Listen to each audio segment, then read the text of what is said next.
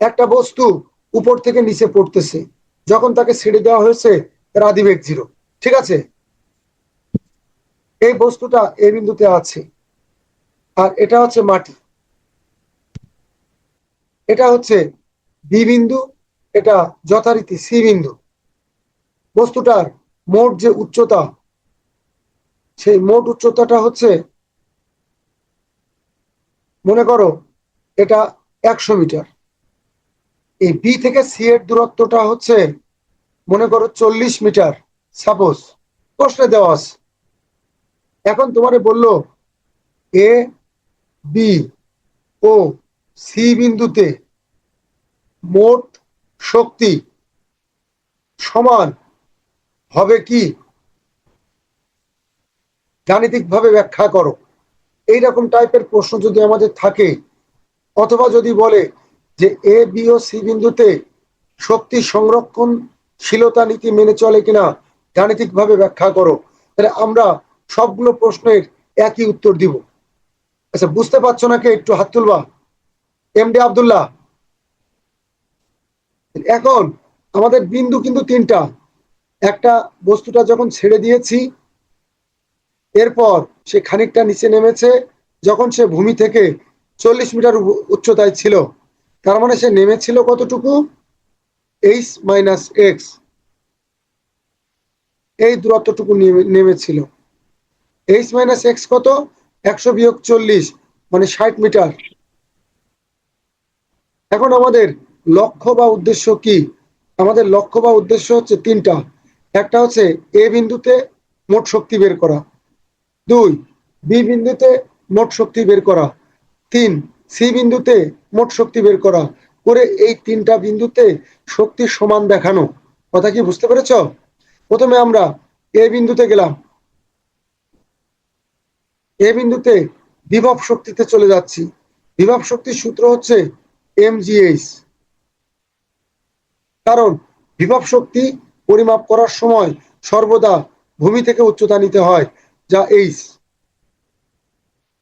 আর আর বস্তুটির ভর কত? ভর মনে করো 1 কেজি দিয়ে দিলাম আবার, বা 2 কেজি বা 5 কেজি, যাই দেওয়া থাক প্রশ্নে। আর যদি ভর দেওয়া নাও থাকে তাতেও সমস্যা নেই, সব জায়গায় একই রকম মোট শক্তি দেখাতে পারলে হবে, এমটা এম এর জায়গায় রয়ে যাবে। কেমন? আচ্ছা, আমরা দুইভাবে ব্যাখ্যা দিব। এখন এ বিন্দুতে গতিশক্তি পরিচয় দিয়ে লিখে ফেলবো, আমি শর্টকাটে করে দিচ্ছি। গতিশক্তির সূত্র হচ্ছে হাফ এম ভি স্কোয়ার, কিন্তু আমি এখানে লিখলাম ইউ স্কোয়ার, কারণ এ বিন্দুতে তার এক্স ছিল ইউ।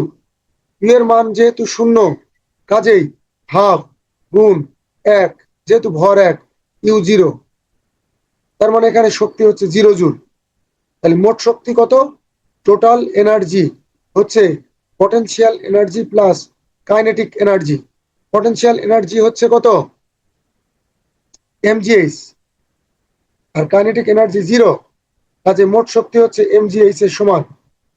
এম এর মান 1, জি এর মান 9.8, আর এইচ এর মান হচ্ছে 100। কত হয় দেখো তো? 980 জুল। 980, 980 joule sir. গুড। আমার একটা বিন্দু অন্তত পক্ষে হয়ে গেছে এ বিন্দু। আমরা এখন যাচ্ছি বি বিন্দুতে। এখন বি বিন্দুতে যাচ্ছি আমরা, কেমন? বি বিন্দুতে বিভব শক্তি ইপি এর সূত্র হবে mgx। কেন? কারণ ভূমি থেকে বি বিন্দুর উচ্চতা হচ্ছে এক্স, আর বিভব শক্তি সবসময় ভূমি থেকে উচ্চতা পরিমাপ করতে হয়।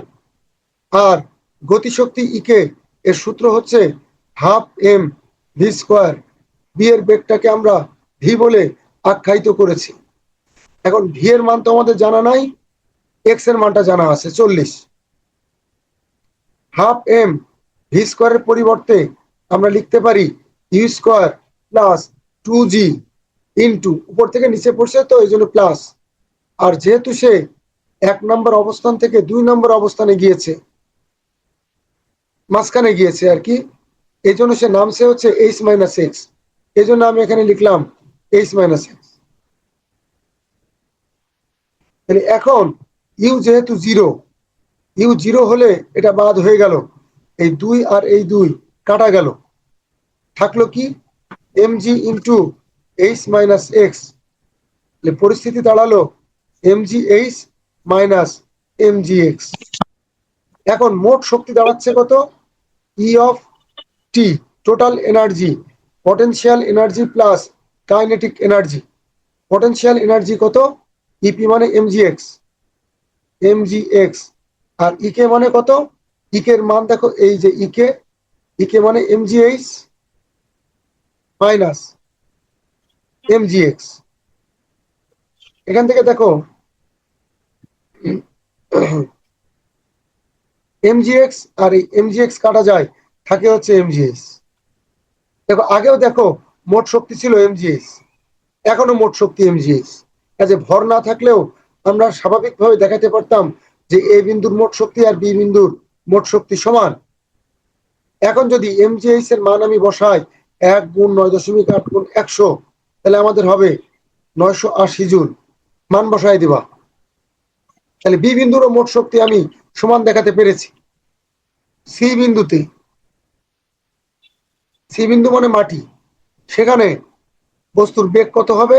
মনে করলাম v1, আগে ছিল ভি, নিচে গিয়ে v1। তাহলে সি বিন্দুতে পটেনশিয়াল এনার্জি কত? mg into zero. কেন জিরো? কারণ সি বিন্দুতে ভূমিতে বস্তুটি মাটিতে আছে, এই জন্য এইচ এর জায়গায় দিলাম 0 মিটার লিখে একবারে, সমান 0 জুল হয়ে গেল। আর গতিশক্তি কত দাঁড়াচ্ছে? Half m v1 square. আমরা এই ভিডিওটা তোমাদের গ্রুপে দিয়ে দিব, অসুবিধা নাই। তোমরা এখন বুঝার চেষ্টা করো। Half m v1 square, half m, but v1 এর মান তো আমাদের জানা নাই। এই জন্য আমরা v1 স্কোয়ারটাকে লিখতে চাচ্ছি ইউ স্কোয়ার, মানে এই যে প্রথম থেকে এখানকার ইউ স্কোয়ার, প্লাস 2g, আর এ থেকে বস্তুটা, এ বিন্দুতে তো বেগ ছিল 0, এ থেকে নেমে আসছে সি পর্যন্ত, তার মানে সে অতিক্রম করছে এইচ দূরত্ব, 2gh লিখে দিয়েছি। এখানে এইচ মাইনাস এক্স আমি লিখি নাই, ইউ যেহেতু 0, কাজে ইউটা বাতিল হয়ে গিয়েছে। আর এটা দিয়ে যদি আমরা এটাকে গুণ করি, এটা দিয়ে এটা গুণ করলে 0, এটাকে এটা দিয়ে গুণ করলে 2 কাটা, থাকে mgh। তাহলে মোট শক্তি কত হয়? Potential energy plus kinetic energy. Potential এনার্জির সূত্র কত? 0, আর কাইনেটিক এনার্জি কত? mgh। আবার দেখো এখানেও মোট শক্তি mgh।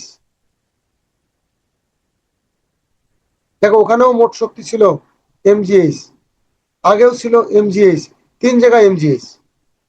মান বসালে এই যে এম এর জায়গায় 1, জি এর জায়গায় 9.8, আর এইচ এর জায়গায় হচ্ছে 100 বসালে আমরা দেখতে পাচ্ছি এখানেও হয় 980 জুল।